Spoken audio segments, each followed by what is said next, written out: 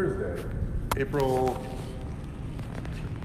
9th. We have 5 rounds, 30 air squats, 15 push-ups, and 5 burpees. Again, that's 5 rounds, 30 air squats, 15 push-ups, 5 burpees. Scaling options. Grab a box or a wall and do box push-ups. The burpees could always be changed into bodybuilders, which is what we call a no push-up burpee. And that's about it, yeah. This was done with an RX Plus option of a vest, the vest being 20 for men, 14 for the ladies. And we did this 3 previous times. So this was always used as a Murph prep workout, and it was around the same time. If we were open and under normal circumstances, we would already be starting our Murph prep. So this was part of Murph prep. We did a lot of pre-workout stuff, just getting ready for this. But today we're gonna just do some normal prep stuff, and if you wanna do the accessory afterwards, that will probably fill up what we normally would fill with the full hour. I think that's really about it. Okay. The air squats. Make sure that we are getting full depth all the way up and all the way up. So not only is it a problem for some people with the depth, but it's with standing all the way up. So if I do this, also, stop doing this. Touching the ground does nothing. I don't know why that's gotten into be a habit of people, but touching the ground does not mean that you got low enough. Watch. This is what ends up happening with a lot of people that touch the ground. Stop touching the ground. Not doing anything. Okay? And not only that, but let's prep for good form. So if I'm doing a front squat or a back squat, I'm gonna have the bar on me. The bar should be traveling in a vertical line. If I'm doing this, that's not good, okay? 15 push-ups.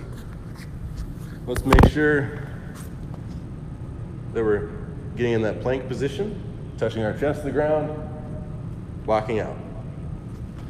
If you're trying to work on your push-ups and maybe up your game while you're on this quarantine, one thing to think about, spread your fingers and then bend your knuckles.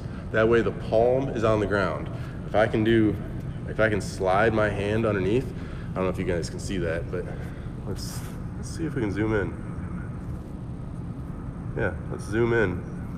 So if I have a push-up and I have my fingers together, when I go down, see this gap? That's not good. I should have fingers splayed and knuckles bent, and then like our ape brethren, we are flat with their palms on the ground. Let's zoom out again. I'm not a great person to zoom in on. I'm not a pretty guy. Then when we go down, our elbows go down as if we're making an arrow, not tucked and not wide out. If you're like this, that's a bad thing. Check in with yourself at the bottom. My thumb is close to my nip, and my elbows are just pointed back like in an arrow. You see what I'm talking about? My feet make the bottom, like the straight line, and then my elbows make the point. Get it? The other thing, when you hit the ground, it should be chest, not. And then the same thing, when you leave the ground, it should be chest. It shouldn't be chest, then feet. That's actually a no rep, sorry. The final note, if you're someone who puts your feet wide, try putting your feet together. It makes it harder, okay? Then the burpees. Scaling option. Oops, just cut off my head. Scaling option, I can put my hands down, kick back. That's a bodybuilder. You could always do step back, step forward. That's also a bodybuilder. Burpees are chest to the ground.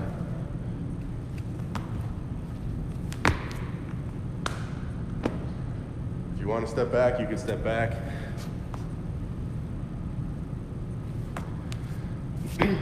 If you're someone whose knees hurt or your back hurts a lot when you do a burpee, you're doing the push-up version that I talked about where your knees leave the ground last.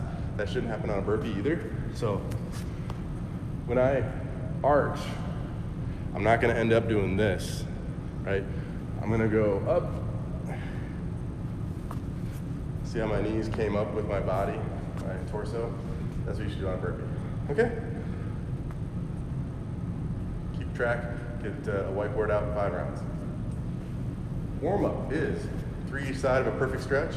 Perfect stretch again is step out, point your toe, touch the ground, go down to your knee, right elbow goes onto the right instep of your foot, and turn with the right hand. That's 1. Lock out, touch the ground, elbow goes to the instep, and I turn. That's 1 also. We do 3 each side, 1, 1. Then we'll do the internal rotation plus plantar flexion. So I'm gonna go touch the toes, squat, and then we're gonna roll down, feet flat.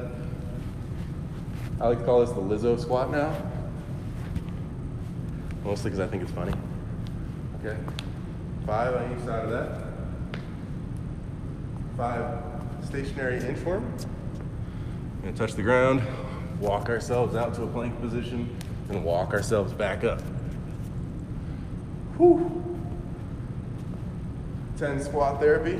I don't have a wall, but go up against the wall, get as close as you can. Keep the squat stance the same as you would outside of the wall. Arms are up. Squat therapy. 10 squat therapy. Then we do the 20-second calf stretch. I don't have a wall right now or a box, so I'm just gonna get on my hands and knees, push back.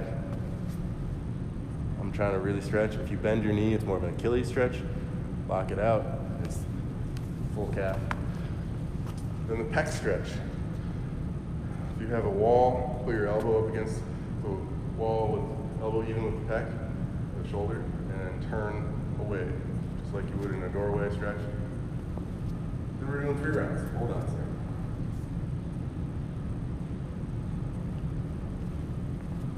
All right, for this, we're gonna prep with 3 rounds of 5 push-ups, 10 back extensions or Supermans, and what does that say? 10 sit-ups, okay? So, to be clear, we're doing 5 push-ups, then 10 back extensions, or Superman, then 10 sit-ups.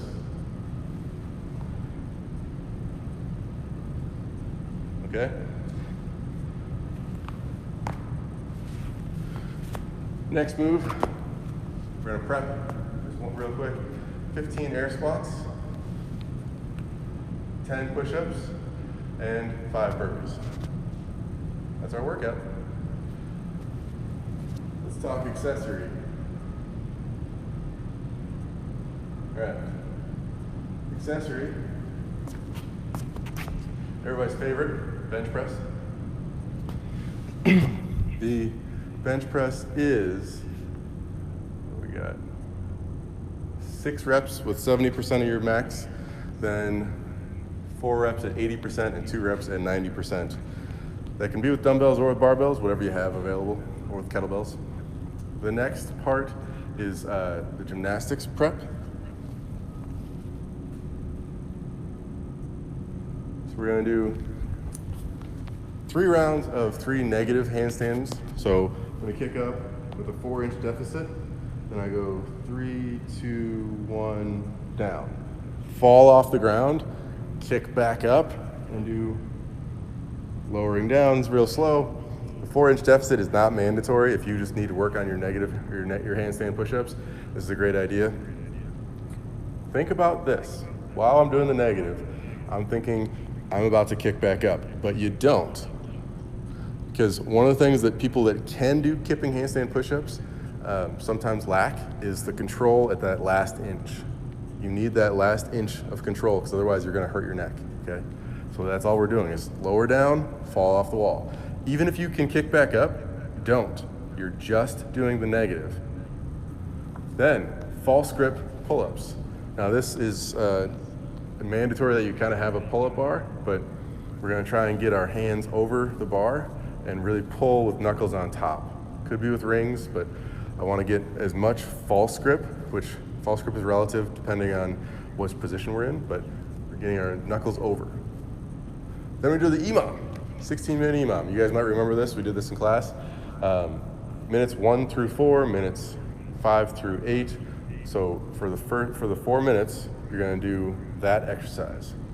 So what I mean there is we're doing practice of what we can do unbroken, especially if we're under fatigue. So the minutes 1 through 4 is 6 to 8 handstand push-ups. Yes, this is kipping. It could be strict if you need more of a challenge.